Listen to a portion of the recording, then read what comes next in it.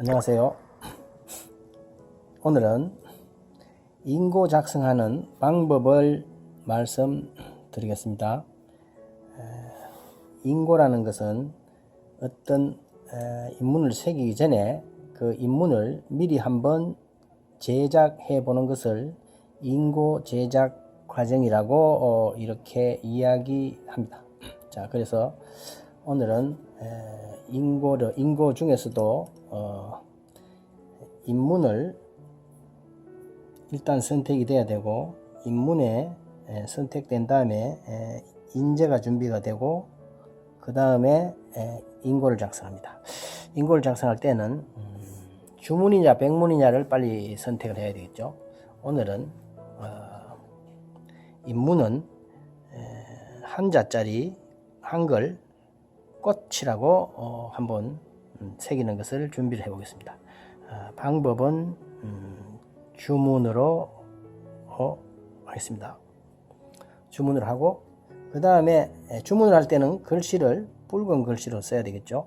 크기도 새기려고 하는 크기에 준해서 하는 게 좋습니다. 인고를 새기는 인고집은 시중에 나가면은 좀 스케치북 종류죠. 이게 지금 스케치북인데, 스케치북 종류 중에서 비교적 좀 작은 것이 있습니다. 뭐 A4 사이즈의 한 반 정도 되는 게 있어요.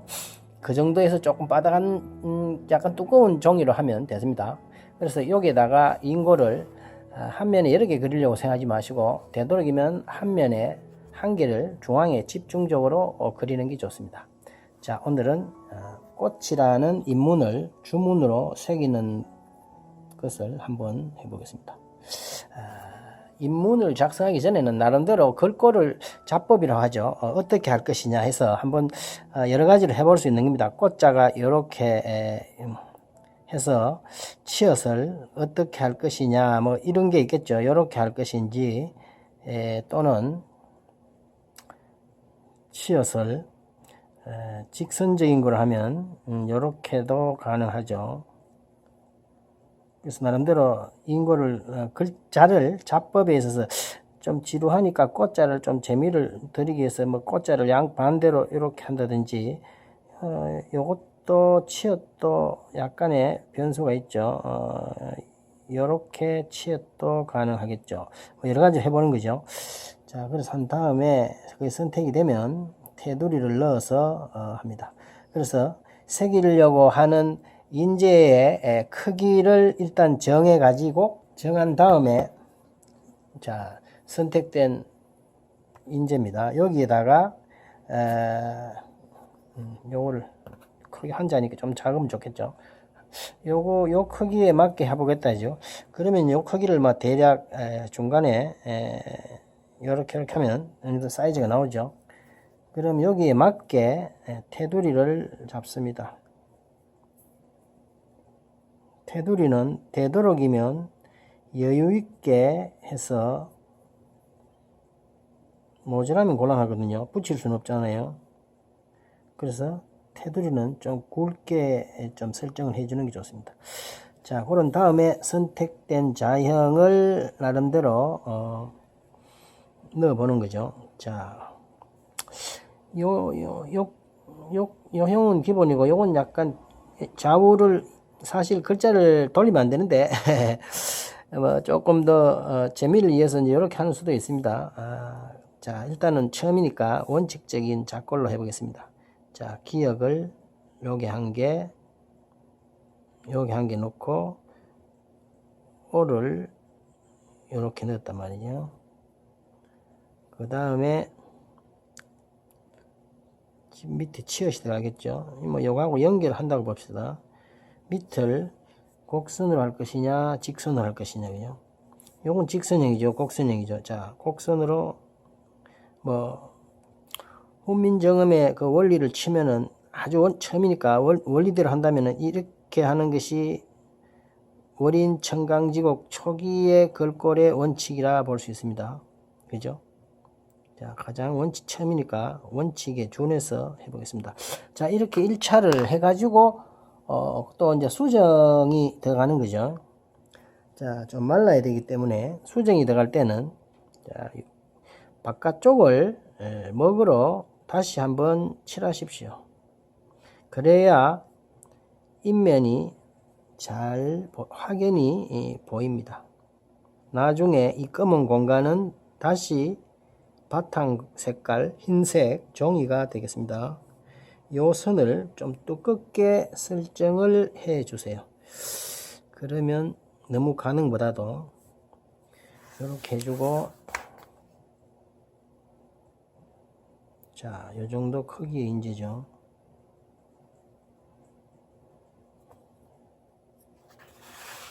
테두리를 뭐 한 조금 넓게 잡아주는 것이 시각적으로 편합니다. 너무 바깥을 난잡하게 하는 것보다는 조금 어느 정도, 너무 깨끗하게 할 필요는 없지만 어느 정도 정리를 해서 이렇게 설정을 하는 거죠. 자, 1차적으로 됐죠. 요 다음에 요거를 2차 작업으로 이제 수정을 가해야 들어가는 게 있습니다. 수정을 해내는 거죠. 이 검은 공간은 나중에 나는 지금 붓을 잡았지만 나중에 이 붓을 깎아내는 공간이 칼이 된다고 보면 됩니다. 붓이 지금 칼하고 같다고 보면 돼요. 자, 여기서 요런 공간들을 내가 어떻게 처리하겠다 하는 생각을 미리 다 해놔야 됩니다. 있죠? 여기에도 기억,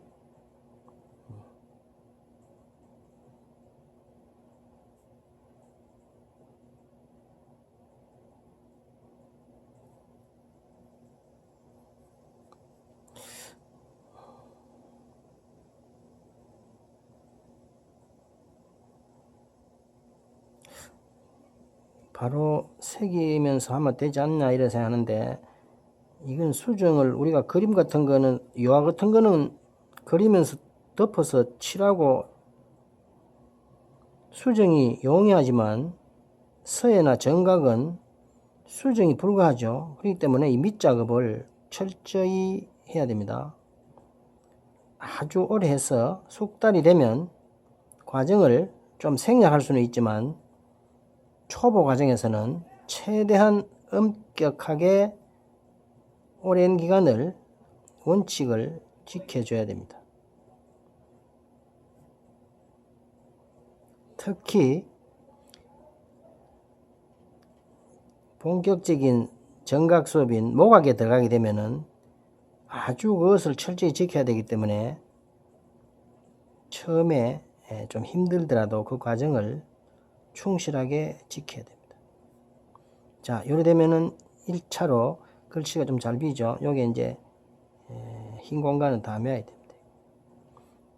요 상태에서 사실은 이 작업에서도 격변까지 해야 됩니다. 나중에 격변은 인도의 쇠를 가지고 돌에 치는 거지만은 사실 이거는 지금 붓작업을 가지고 인도의 격변 작업까지 해야 됩니다. 여기서 내가 어떻게 힘으로 치겠다.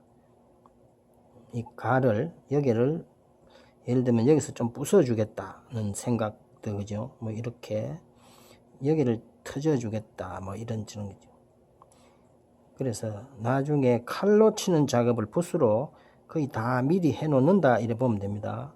칼 작업이나 붓 작업이 거의 비슷하다, 이런 이야기입니다.